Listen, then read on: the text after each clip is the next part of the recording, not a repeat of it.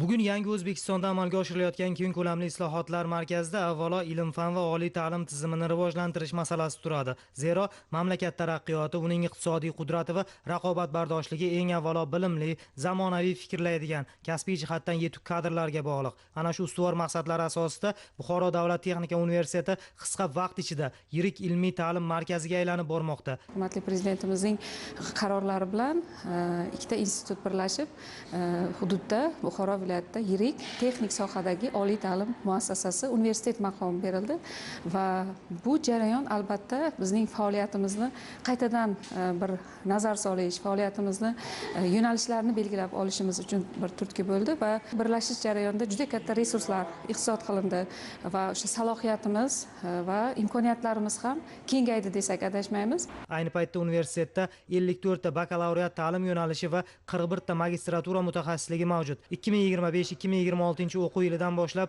14 ta yangi bakalavriat va 6 ta yangi magistratura yo'nalishlari ochildi. Shu bilan birga zamonaviy talablarga javob beradigan masofaviy ta'lim shaklida 6 ta yo'nalish bo'yicha o'quv jarayoni tashkil etildi. E'tiborli jihati shundaki, universitetning ilmiy salohiyati qisqa vaqt ichida 55% ga yetkazildi. Bu esa yuqori malakali kadrlar ulushi izchil ortib borayotganini ko'rsatadi.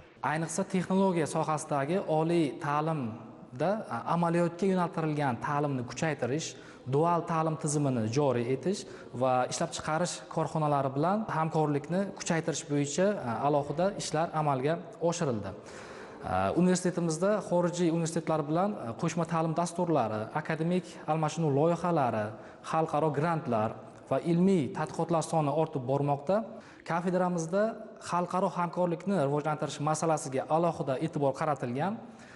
Xususan, Novosibirsk davlat texnika universiteti bilan hamkorlikda 1+1 shaklidagi qo'shma magistratura dasturi yo'lga qo'yilgan bo'lib, ushbu dastur doirasida talabalarimiz 2 davlat universitetida tahsil olib, xalqaro darajadagi diplomga ega bo'lmoqda. Shuningdek, Pekin kimyo texnologiya universiteti bilan 2+2 formatidagi qo'shma bakalavr dasturi doirasida kimyoviy texnologiya yo'nalishi bo'yicha talabalar tayyorlanmoqda. Bu esa yoshlarimizning xorijiy ta'lim muhitida bilim olishlari, zamonaviy laboratoriyalarda amaliy ko'nikmalarga ega bo'lishlari va xalqaro tajribaga ega mutaxassis sifatida shakllanishlari uchun xizmat qilmoqda. Ta'limni ishlab chiqarish bilan uzviy bog'lash maqsadida 20 ta kafedraning 58 ta kafedra filiallari ishlab chiqarish korxonalari huzurida tashkil etildi. Dual ta'lim asosida 502 nafar talaba, haq to'lanadigan ishlab chiqarish amaliyotiga esa 400 nafar talaba jalb qilindi. 2025-yil davomida 440 nafar professor o'qituvchi ishlab chiqarish korxonalarida stajirovka o'tab, o'z bilim va tajribasini yanada oshirdi. Universitetning yirik sanoat korxonalari bilan hamkorligi alohida ahamiyatga ega. Xususan, yetakchi korxonalarda 300 nafardan ortiq talaba malakaviy va tanishuv amaliyotlarini o'tamoqda. Bu esa bitiruvchilarning mehnat bozorida raqobatbardosh bo'lishiga xizmat qilyapti. Dual ta'lim tizimida elektronik kompaniyasida texnolog sifatida ish faoliyatini yuritib kelmoqdaman. Institutimiz tomonidan tashkil etilgan dual ta'lim kelajakda o'z sohamizga yetuk mutaxassisi bo'lishimizda katta yordam bermoqda. Xalqaro hamkorlik masalalari ham universitet faoliyatining muhim yo'nalishlaridan biri hisoblanadi. Dunyo reytinglarining top 300 va top 500 taliga kiruvchi oliy ta'lim muassasalari tajribasi asosida 417 ta fan dasturi qayta ko'rib chiqilib, takomillashtirildi. Ta'lim sifatini baholashda shaffoflikni ta'minlash maqsadida KPI tizimi joriy etildi. Talabalar bilimini baholash jarayonlarida maxsus axborot tizimi, markazlashgan testlar va avtopraktoring texnologiyalari qo'llanilmoqda. Birinchi navbatda raqamlashtirishni oladigan bo'lsak, bugungi kunda demak to'liq ofis registrator bo'limi ish faoliyat olib bormoqda va unda 40 dan ziyod xizmatlar raqamlashtirilgan bo'lib, talabalarga, o'qituvchilarga va fuqarolarga xizmat ko'rsatmoqda.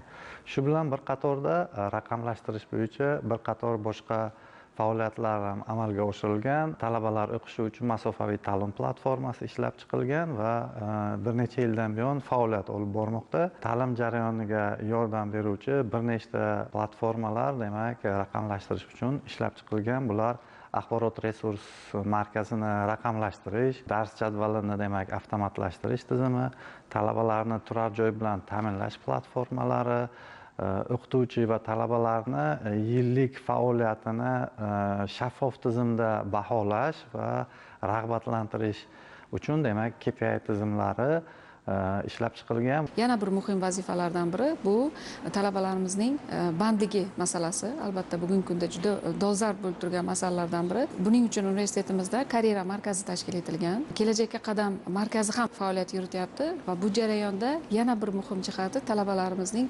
nafaqat bilim ko'nikmalari, balki yumshoq ko'nikmalarini shakllantirish, ularning qaror qabul qilishi, jamoada faoliyat yuritishi va liderlik qobiliyatlarini rivojlantirish bo'yicha ham alohida yo'nalishlarni belgilab olib ishlarni boshladik. Bu albatta ishga joylashish va o'z faoliyatini yuqori darajadagi daromadli kasblarda davom ettirish uchun muhim bir faktorlardan biri bo'lib hisoblanadi bugungi kunda. Biz nafaqat mahalliy mehnat bozori, balki xorijiy davlatlarda o'z faoliyatini davom ettirmoqchi bo'lgan talabalarimiz uchun ham alohida imkoniyatlarni, u yerdagi ish beruvchilar bilan to'g'ridan-to'g'ri muloqotlar yuritish orqali ham ularga bunday imkoniyatlarni yaratish ustida ishlayapmiz. 2025-yilda 34 ta fan doktori va 80 ta falsafa doktori dissertatsiyalari himoya qilindi. Bugungi kunda Buxoro davlat texnika universiteti ilmiy tadqiqot salohiyatini mustahkamlash va fan ta'lim hamda ishlab chiqarish integratsiyasini chuqurlashtirish yo'lida izchil qadamlar tashlamoqda. Ayniqsa, universitet tarkibida faoliyat yuritayotgan 28 ta ilmiy markaz bu borada muhim o'rin tutadi. Ushbu markazlar zamonaviy ilm-fanning eng dolzarb va istiqbolli yo'nalishlarini qamrab olgan bo'lib, mamlakat taraqqiyoti va global chaqiriqlarga ilmiy yechim topishga qaratilgan. Belarusiyada o'tkazilgan forumida iqlim va shahar infrastrukturasi nominatsiyasi bo'yicha faxrli birinchi o'rinni egalladik. Loyihadan asosiy ko'zlangan maqsad dunyo bo'yicha iqlim o'zgarishi, unga qarshi kurashish maqsadida tashkil qilingan forum hisoblanadi. Ushbu forumda biz tomonidan taqdim etilayotgan sellyuloza materiallar asosida olovga chidamli bo'lgan, ya'ni foto va termobarqaror polimerlar olinishi, ularning xossasi va texnologiyasini joriy etish bo'yicha taqdim etgan loyihamiz 250 ming AQSh dollar qiymatga baholandi va hozirgi kunda bu ilmiy tadqiqot ishi davom etib kelinyapti va buni moliyalashtirish masalasi bo'yicha biz xalqaro tashkilotlar bilan birgalikda o'zaro kelishuvlarni amalga oshirib kelyapmiz. Yashil iqtisodiyot markazida ekologik barqarorlik, resurslardan samarali foydalanish, energiya tejamkor texnologiyalar va qayta tiklanuvchi energiya manbalarini joriy etish bo'yicha tadqiqotlar olib borilmoqda. Sun'iy intellekt va raqamlashtirish markazida esa raqamli transformatsiya, ma'lumotlar tahlili, intellektual tizimlar va sanoatni avtomatlashtirish masalalari ustuvor yo'nalish sifatida belgilangan. Shuningdek, barqaror rivojlanish ilmiy markazi ijtimoiy iqtisodiy barqarorlik, shaharsozlik, atrof muhit muhofazasi va kelajak avlodlar manfaatlarini ta'minlashga qaratilgan kompleks tadqiqotlarni amalga oshirmoqda. Nanotexnologiya markazida yuqori qo'shimcha qiymatga ega bo'lgan yangi materiallar, innovatsion muhandislik yechimlari va sanoatda qo'llaniladigan ilg'or texnologiyalar ustida ilmiy ishlar olib borilyapti. 2025-yilda Energoaudit laboratoriyasi o'lchash vositalari bilan to'liq komplektatsiya qilinganligi hamda bu o'lchash vositalarimiz davlat meteorologiya xizmati bilan to'liq ta'minlanganligi munosabati bilan 2026-yilda aynan mana shu laboratoriyamizni xalqaro ISO 17025 standarti asosida to'liq akkreditatsiyadan o'tkazish rejamiz mavjud. Haqiqatan ham juda yutuqlarimiz katta. Eng asosiy yutuqlarimizdan biri kafedramiz ilmiy izlanuvchisi Atoyev Abubakir prezidentimiz tomonidan tashkil etilgan muhandislik tanlovida ishtirok etib va shu tanlov g'olibiga aylandi. Buxoro viloyatimizda ham biz shu qayta tiklanuvchi energiya manbalari ustida, ya'ni mikrohidroelektr stansiyalarini ishlab chiqish, o'sha suv taqsimlash inshootlarida Buxoro viloyatida mavjud past bosimli va o'rta oqimli suvlarda ishlovchi konstruksiya ishlab chiqdik. Ixtiroga patent olindi va hozirda ham ilmiy maktabimiz tomonidan ushbu ish yuzasidan ma'lum bir miqdorda ishlar olib bormoqdamiz. Alohida ta'kidlash joizki, universitetda inklyuziv tadqiqotlar markazi tashkil etilgan bo'lib, u imkoniyati cheklangan shaxslar uchun ta'lim va ilmiy faoliyatda teng imkoniyatlar yaratish, maxsus pedagogik va texnologik yechimlarni ishlab chiqishga yo'naltirilgan. Shu bilan birga turizm va sog'lom ovqatlanish markazida hududiy turizmni rivojlantirish, milliy gastronomiya, sog'lom turmush tarzini targ'ib etish va xizmatlar sifatini oshirish masalalarida amaliy ahamiyatga ega tadqiqotlar olib borilmoqda. Mazkur ilmiy markazlarda bugungi kunda 400 nafardan ortiq yuqori malakali tadqiqotchi hamda 900 nafarga yaqin iqtidorli talaba faol ishtirok etyapti. Ular professor o'qituvchilar rahbarligida ilmiy loyihalar, startaplar, grantlar va amaliy ishlanmalar ustida ish olib borib, o'z bilim va tajribalarini real sohalarga tatbiq etish imkoniyatiga ega bo'lishmoqda. Bugungi kunda Universitetimizda inklyuziv ta'lim ham rivojlanmoqda.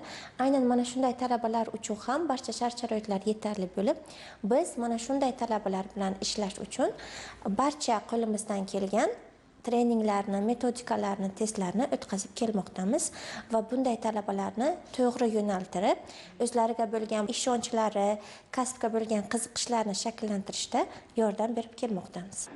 2025-yilda davlat grantlari doirasida 4 milliard so'mdan ortiq mablag', xalqaro loyihalar orqali esa 52.9 ming AQSh dollari jalb etildi. Ilmiy tadqiqotlarni tijoratlashtirishdan tushgan daromad 15.9 milliard so'mga yetdi. Ta'lim eksporti esa 10.6 million AQSh dollarini tashkil qildi. Universitetda moddiy texnik bazani mustahkamlash, o'quv va ilmiy infratuzilmani zamonaviy talablar darajasiga olib chiqish bo'yicha so'nggi yillarda izchil va keng qamrovli ishlar amalga oshirildi. Bu jarayon ta'lim sifati, ilmiy tadqiqotlar samaradorligi hamda talabalar va professor o'qituvchilar uchun munosib shart-sharoitlar yaratishga qaratilgani bilan alohida ahamiyat kasb etyapti. Universitetimizda 28 ta ilmiy tadqiqot markazini tashkil etdik.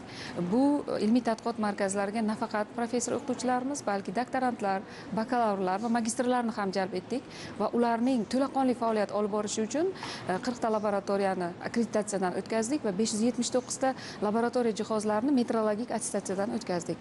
Buning natijasida biz davlat xaridlari kooperatsion portalida ham buyurtmachi, ham yetkazib beruvchi sifatida ro'yxatdan o'tib faoliyatimizni olib boryapmiz. Buning natijasida esa ilmiy tadqiqotlarimizni tijoratlashtirish darajasi 23-yilgi 900 milliondan 25-yilda 19 baravarga oshib 17 milliardga yetdi. Ijtimoiy ma'naviy hayotni yuksak darajada tashkil etish, talabalarning bo'sh vaqtlarini mazmunli o'tkazish hamda ularni vatanparvarlik, fidoyilik va faol fuqarolik ruhida tarbiyalash Buxoro davlat texnika universiteti faoliyatining muhim ustuvor yo'nalishlaridan biri hisoblanadi. Universitetda talaba yoshlarning iqtidori va qiziqishlarini rivojlantirish maqsadida fan, sport, madaniyat va san'at yo'nalishlarida turli to'garaklar, klublar hamda loyihalar izchil amalga oshirilmoqda. Natijada talabalar nafaqat o'quv jarayonida, balki jamoat ishlarida, ijtimoiy tashabbuslarda ham faol ishtirok etib, o'z salohiyatini to'la namoyon etyapti. Xususan, universitet talabalari respublika va xalqaro miqyosda o'tkazilayotgan fan olimpiadalari, ilmiy amaliy tanlovlar hamda innovatsion loyihalarda muntazam ravishda g'olib va sovrindorlar safidan joy olib kelmoqda. Xulosa qilib aytganda, Buxoro davlat texnika universiteti bugun ta'lim, fan, innovatsiya va ishlab chiqarish integratsiyasining yorqin namunasi bo'lyapti. Bu yutuqlar yangi O'zbekistonda oliy ta'limga qaratilayotgan e'tiborning amaliy ifodasidir.